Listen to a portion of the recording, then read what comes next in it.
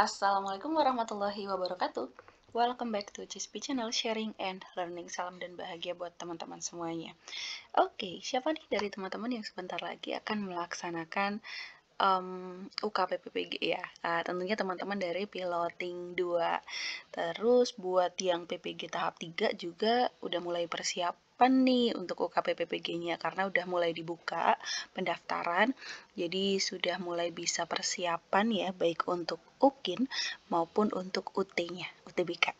Nah, kali ini kita akan bahas tentang studi kasus nih, teman-teman.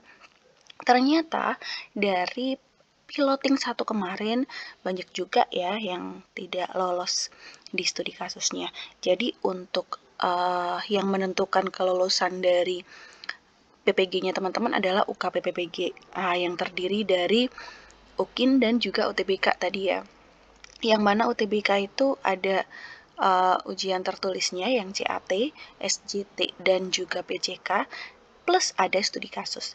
Jadi yang tidak lolos itu ada yang UKIN-nya, ada yang studi kasusnya, ada yang CAT-nya ya, UT-nya, atau 2 dari itu gitu misalkan teman-teman. Nah, ini kita akan khusus kali ini bahas tentang studi kasus. Wow, gimana ya supaya teman-teman bisa lolos studi kasus? Teman-teman harus perhatikan beberapa hal berikut. Sebelum masuk ya, jangan lupa teman-teman untuk like video ini, subscribe, dan juga nyalakan lonceng notifikasi supaya tidak ketinggalan update video selanjutnya. Follow juga Instagram dan juga TikTok aku di @cispi47, @cispi47. Oke, baiklah. Sebelum kita masuk ke hal-hal yang perlu diperhatikan oleh teman-teman, saya ingin memberikan tips terlebih dahulu buat teman-teman semuanya. Nah, teman-teman kan udah tahu ya, kalau saat mengerjakan studi kasus itu, teman-teman akan menjawab 4 pertanyaan. Nah, 4 pertanyaan itu nantinya sama. Yang sudah teman-teman ketahui tersebut ketika tryout, itu juga akan muncul saat UKPPPG-nya. Jadi pertanyaannya sama. Karena pertanyaannya sama, tentunya teman-teman kan udah mempersiapkan dulu jawabannya ya tentang studi kasus tersebut. Baik itu permasalahan, upaya penyelesaiannya, hasilnya bagaimana, dan apa yang bisa teman-teman ambil pengalaman berharganya. Itu kan udah bisa prepare terlebih dahulu gitu. Jangan saat UKPPPG-nya baru mikir gitu, nanti akan habis waktu tentunya gitu ya. Nah, pengalaman dari teman-teman kemarin yang piloting 1, itu kan mengerjakan studi kasusnya setelah UT ya. Pastinya memang setelah benar-benar berpikir keras untuk mengerjakan CAT, SJT, dan juga PCK-nya, dan dilanjut dengan studi kasus yang mana menjawab 4 pertanyaan tersebut maksimal 500 kata, minimal 350 kata. Dan dalam waktu 30 menit hasilnya ternyata banyak yang belum selesai. Ada yang nomor 34 belum selesai, ada yang nomor 4-nya belum selesai gitu. Otomatis kalau belum selesai atau tidak diisi sama sekali ya, bahkan banyak yang tidak diisi sama sekali, ya pastilah akan kurang nilainya gitu. Jadi saran buat teman-teman mulai dari sekarang banyak-banyak berlatih. Jadi teman-teman berlatih untuk menjawab 4 pertanyaan tersebut tanpa jeda ya, tanpa istirahat, tanpa minum, tanpa apa gitu. Teman-teman kasih timer bisa selesai berapa menit, kemudian udah sampai berapa kata gitu, apakah udah sampai minimalnya bisa tercukupi gitu ya yang pertama. Yang kedua, teman-teman minimal di 4 pertanyaan itu harus ada isinya dulu. Jadi maksimal di 20 menit pertama atau mungkin 15 menit pertama bisa nggak gitu. Masing-masing dari pertanyaan tersebut sudah diisi. Jadi poin dari pertanyaan 1 udah diisi, poin-poin kedua yang harus ada menurut teman-teman itu udah diisi, poin ketiga dan keempat itu udah diisi. Jadi sisa dari waktunya misal sisa 10 menit atau sisa berapa, itu teman-teman nanti gunakan untuk menambahkan poin-poin mana ya yang bisa ditambahkan, tapi kan paling tidak semua dari pertanyaan itu kan sudah terisi. Nah, tinggal menambahkan aja supaya lebih lengkap gitu ya. Kemudian jangan lupa untuk klik selesai. Jadi kan di situ ada tombol apa tuh namanya, apakah selesai, apa tombol submit atau tombol apa. Karena ternyata tidak auto save ya. Banyak yang kemarin remedi dulu sebelum dinyatakan lolos atau tidak. Studi kasusnya itu banyak yang remedi dan Sepertinya banyak yang belum diklik selesai atau belum submit gitu, atau memang belum selesai gitu, makanya remedi ada kesempatan buat remedi, jadi tidak langsung serta-merta tidak lolos gitu ya kemarin ya. Oke, itu tips dulu sebelumnya dari aku. Nah, kita langsung masuk ke ini adalah poin-poin ya atau rubrik nantinya yang akan dinilai kepada studi kasusnya dari teman-teman. Jadi yang pertama adalah mendeskripsikan masalah atau kasus yang pernah dialami. Ini kan PPG piloting itu buat teman-teman semua yang udah jadi guru gitu, bukan teman-teman dari Prajab yang belum terjun jadi guru ya. Ini semuanya udah pernah jadi guru minimal sekian tahun gitu. Jadi pasti yang namanya kita mengajar itu pasti ada masalah. Nah, ambillah masalah yang memang teman-teman alami sendiri gitu. Satu, masalahnya sudah teman-teman alami, dan dua, memang sudah ada solusi dari teman-teman, sudah ada upaya dan upaya tersebut berhasil. Jadi bisa dibilang ini adalah sebuah praktik baik, bukan yang sedang coba-coba atau belum atau bukan masalah yang sekarang ini tapi teman-teman masih bingung penyelesaiannya, atau bukan masalah yang dibuat-buat, atau bukan yang dibuat yang sebagus mungkin supaya nanti nilai bagus gitu. Jadi se se apa ya, sesuai mungkin tapi tersebut real dan juga ya memang ada upaya penyelesaian dan itu berhasil gitu ya. Karena tingkat keberhasilan kan nanti untuk beda tempat, beda sekolah, beda kelas, beda situasi, beda peserta didik itu kan akan berbeda ya cara penyelesaiannya. Baik, yang pertama untuk masalah, kalau teman-teman ingin dapatkan di sangat baik, saya sarankan untuk targetnya di sini.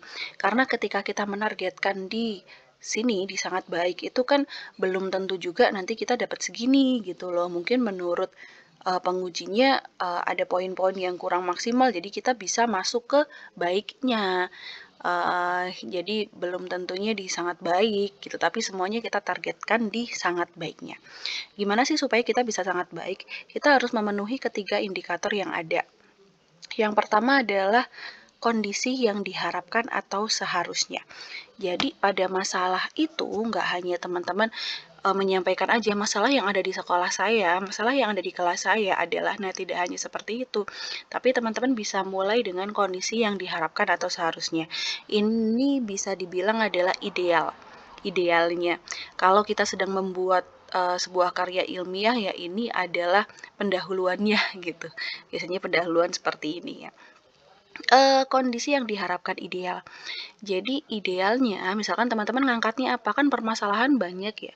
Bisa tentang pembelajaran, bisa tentang sosial emosional peserta didik, dan lain-lain. Kalau sudut pandang masalah itu banyak banget. Ada yang masalah dengan mungkin reka sejawat, mungkin sarpras yang kurang memadai, dan lain sebagainya. Tapi untuk saran, ambillah permasalahan yang berkaitannya dengan peserta didik gitu. Karena kan emang ini kaitannya dengan PPG, kita langsung berkaitan dengan peserta didik ya. Oke, misal permasalahannya kan bisa bullying, bisa untuk meningkatkan profil pelajar Pancasila gitu salah satunya, mungkin hasil belajar, mungkin anak-anak berkebutuhan khusus bisa, mungkin literasi, mungkin numerasi dan lain sebagainya. Nah, saya ambil contoh misalkan hasil belajar ya. Nah, teman-teman fokusin aja hasil belajarnya mapel apa, terus bisa ditambahkan dengan materi, jadi detail gitu. Karena kan untuk hasil belajar dari mapel lain ya karakteristiknya berbeda kan mungkin nanti solusinya akan berbeda. Jadi kan tidak secara umum hasil belajar di semua mapel gitu ya. Oke, bisa difokusin. Jadi misalkan kalau matematika nih atau IPAS misalkan. Di IPAS materi apa gitu, idealnya adalah peserta didik diharapkan untuk bisa berpikir kritis, untuk bisa memiliki sikap ilmiah. Nah, misalkan kayak gitu dikaitkan dengan karakteristik dari IPAS itu sendiri seperti apa. Nah, itu dijabarkan kondisi idealnya atau bisa juga dituliskan sesuai dengan tujuan dari pembelajaran gitu atau tujuan pendidikan juga bisa ditambahkan. Yang kedua, kondisi yang terjadi. Nah, nyatanya kondisi yang terjadi di kelas saya tidak semua anak bisa memperhatikan misalkan atau hasil belajarnya ternyata menunjukkan bahwa jadi tidak sesuai dengan kondisi yang diharapkan, itu kan kondisi yang terjadi. Jadi kondisi yang diharapkan itu seperti apa, ternyata kondisi yang terjadi itu jauh di bawah itu dijabarkan.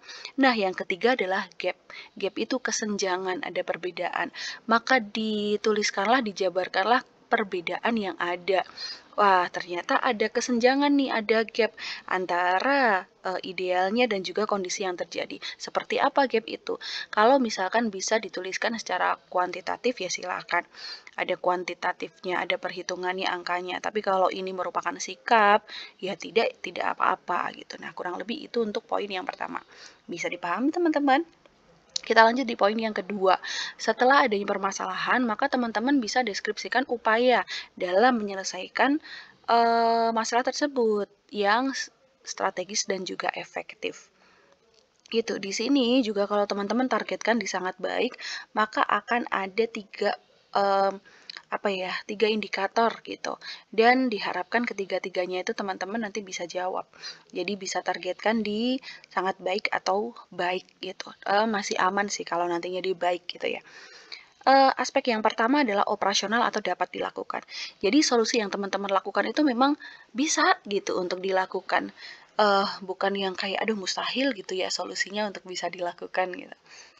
Jadi teman-teman memaksakan untuk mungkin solusinya harus pakai IT yang pakai alat-alat canggih atau apa, sementara di sekolah dari teman-teman belum terjangkau sarprasnya, kemudian jaringan dan lain-lain, misalnya gitu ya. Nah, tetap upaya tersebut memang bisa dilakukan.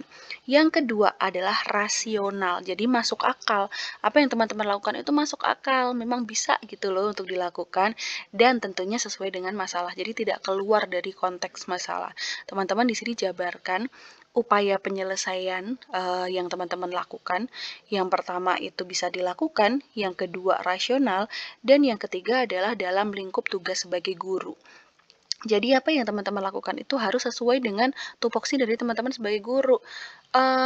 Misal kalau tupoksinya guru sama TU beda, tupoksinya lagi sama kepala sekolah beda. Jadi kepala sekolah di ranah manajerial dan lain-lain.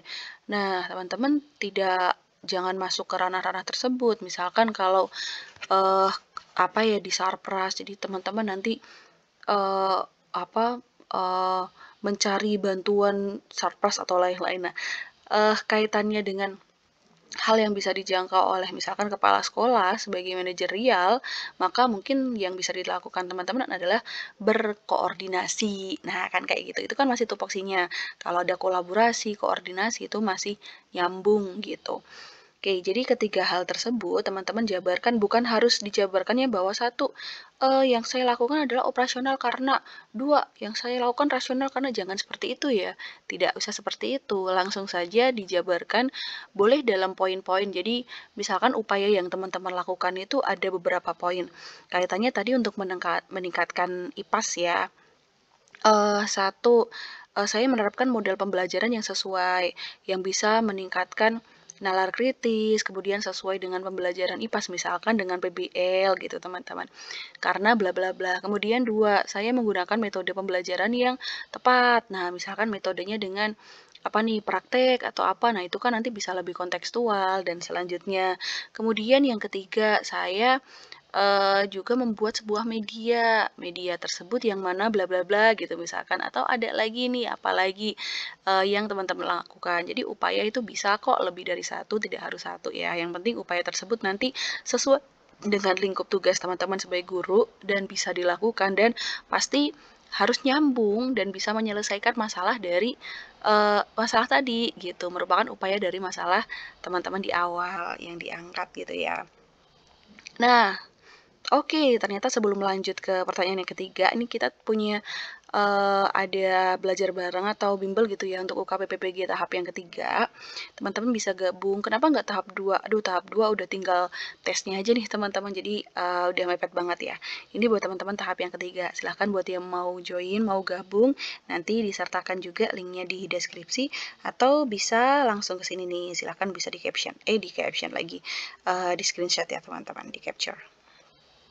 Oke, Upaya tindakan. Jadi yang ketiga adalah hasilnya. Yang pertama tadi adalah permasalahannya apa aja, kemudian yang kedua itu upaya untuk solusi dari permasalahan tersebut, yang ketiga, setelah melakukan upaya lalu hasilnya bagaimana? Apakah dari upaya tersebut terus belum ada hasilnya nih? Nah, kita jabarkan di situ, kita kasih tahu hasil dari upaya atau tindakannya. Untuk penguji kan memang hanya bisa melihat dari tulisan dari teman-teman, maka sebisa mungkin dituliskan, eee, iya bagaimana keberhasilannya. Di sini bisa kita bilang adalah keberhasilannya gitu, hasilnya bagaimana. Oke, untuk sangat baik yang pertama adalah bentuk keberhasilannya. Seperti apa sih bentuk keberhasilannya? Misal dengan, bentuk keberhasilannya adalah kalau misalkan teman-teman mau meningkatkan literasi nih, oh, yang sebelumnya raportnya merah misalkan. Nah, sekarang yang tahun 2024 bentuk keberhasilannya jadi kuning atau jadi hijau gitu misalkan. Nah, kan bisa seperti itu. Atau kalau misalkan tadi yang masih nilai IPAS ya, oh ternyata sikap ilmiahnya bagaimana, oh ternyata keterampilannya bagaimana, misalkan mau mengukur ranah tersebut. Atau ranahnya mau ke hasil belajarnya aja nih kognitif misal. Udah, tadi yang dari rata-rata sekian sudah meningkat jadi sekian gitu. Nah, itu bisa dijabarkan oleh teman-teman. Terus bukti pendukung atau perubahan yang terjadi sangat jelas. Perubahannya bagaimana? Bisa dibuktikan dengan hasil dari observasi yang dilakukan materi tersebut yang sebelumnya nilai sekian, sekarang mendapatkan nilai sekian. Jadi ada peningkatan sebesar, nah sebesarnya berapa itu bisa dituliskan. Kalau tidak ada kaitannya dengan eh, kuantitas ya, bisa dituliskan kualitasnya. Jadi kalau teman-teman ambilnya misalkan bullying, misalkan sikap apa, nah itu dijabarkan aja perubahannya udah seperti apa tuh gitu. Kemudian yang tiga, masuk akal dan sesuai dengan masalah. Jadi teman-teman di sini pokoknya deskripsikan hasil dari tindakan yang udah dilakukan tersebut dan tuliskan bahwa itu memang berhasil, seperti apa sih bentuk keberhasilannya dan disampaikan bukti-bukti pendukungnya. Bukti pendukungnya tetap dalam bentuk tulisan gitu ya, karena kan ini menulis langsung. Oke, kemudian yang terakhir adalah deskripsi pengalaman berharga yang dapat dipetik. Ini juga ada 3 poin. Yang pertama, cara penyelesaian masalah. Nah, teman-teman bisa merefleksi lagi berdasarkan masalah tersebut, upayanya, kemudian hasilnya. Teman-teman merefleksikan cara penyelesaian masalah.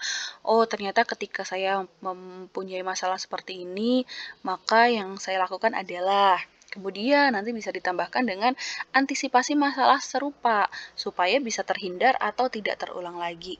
Jadi hal yang bisa saya dapatkan adalah di kemudian hari atau di pembelajaran selanjutnya ketika saya akan memulai mempersiapkan sebuah apa nih, sebuah pembelajaran, maka saya harus apa dulu nih, mmm, melihat karakteristiknya, kemudian harus mempersiapkan apa, dan lain sebagainya. Kaitannya dengan memang solusi tadi, gitu, upaya-upaya yang teman-teman lakukan, gitu. Jadi kayak merefleksi gitu ya. Kemudian yang ketiga, peningkatan kualitas penanganan masalah. Nah, ini juga dituliskan bagaimana peningkatan kualitas dari penanganan masalah teman-teman.